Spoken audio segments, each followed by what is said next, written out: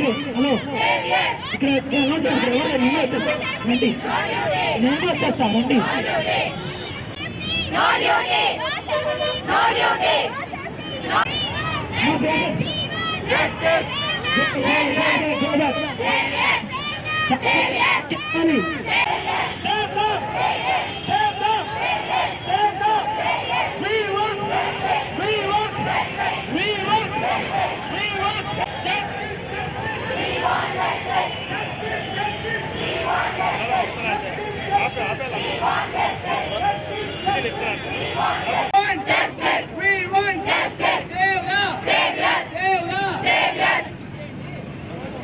RG Kar medical college కల్కట్టాలో అత్యాచారం చేసి చంపేశారు.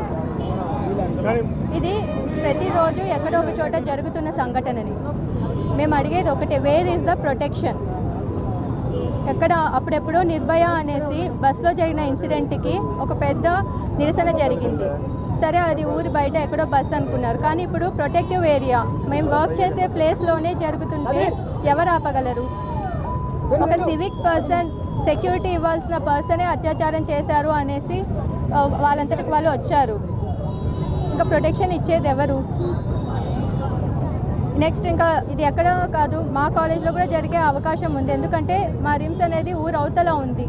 సరైన సెక్యూరిటీ లేదు, రూమ్స్ సరిగా లేవు, డాక్టర్స్కి సపరేట్ రూమ్స్ లేవు, వాష్రూమ్స్కి కూడా హాస్టల్స్కి వెళ్ళి రావాల్సి వస్తుంది.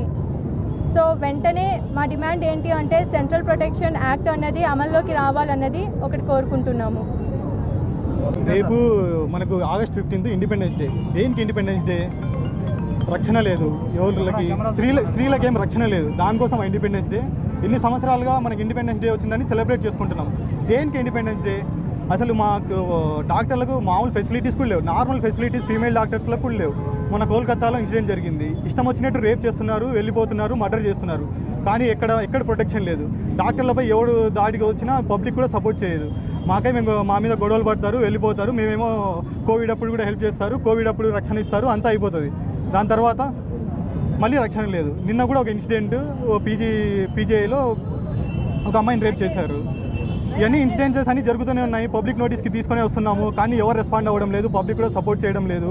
మేమేమో మీకోసమే రక్షణ చేస్తున్నాము, ఫ్రీ సర్వీసెస్ చేస్తున్నాము గవర్నమెంట్ హాస్పిటల్స్లో. మీ తరపు నుంచి కూడా సపోర్ట్ కావాలి, మీడియా తరపు నుంచి కూడా సపోర్ట్ కావాలి. మాకు జరిగిన కోల్కతాలో ఇన్సిడెంట్కి సెంట్రల్ ప్రొటెక్షన్ యాక్ట్ అనేది తీసుకురావాలి. ఫీమేల్ అందరు డాక్టర్స్కి సపరేట్ రూమ్స్ కావాలి, వాళ్ళకి సీసీటీవీస్ అన్నీ ప్రొవైడ్ చేయాలి. మీ తరపు నుంచి కూడా సపోర్ట్ వస్తుందని ఆశిస్తున్నాము. నా పేరు ఖదీర్, ఏపీ జూడా ప్రెసిడెంట్. నేను డాక్టర్ నిఖిల్ అండి.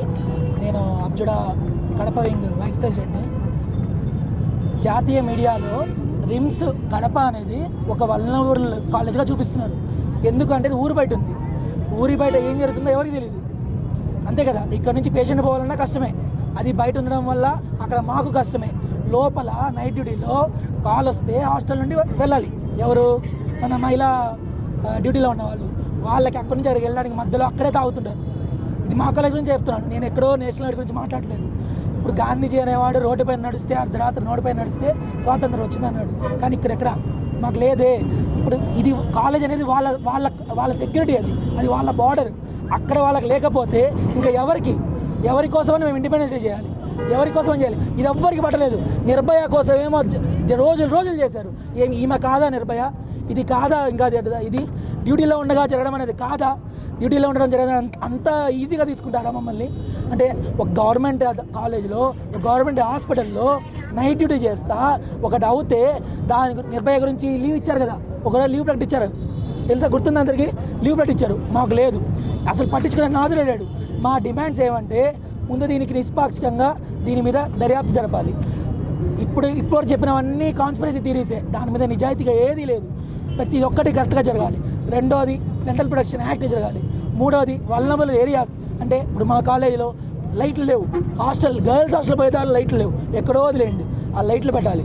ఈ లోకల్ డిమాండ్స్ కూడా ఇవి జరిగితేనే అవి జరుగుతాయి, ఇవి పెడితే అవి జరగవు. కాబట్టి ఇవన్నీ జరపాలని చెప్పి మేము ఈరోజు స్ట్రైక్కి దిగుతున్నాము. నిన్ననే దిగాము. ఈరోజు మేము మానవరంగా మారి ఈ కోటేటి సర్కిల్లో కడపలో మేము మానవరంగా మారి మా నినాదాన్ని మేము ధరిపిస్తున్నాము.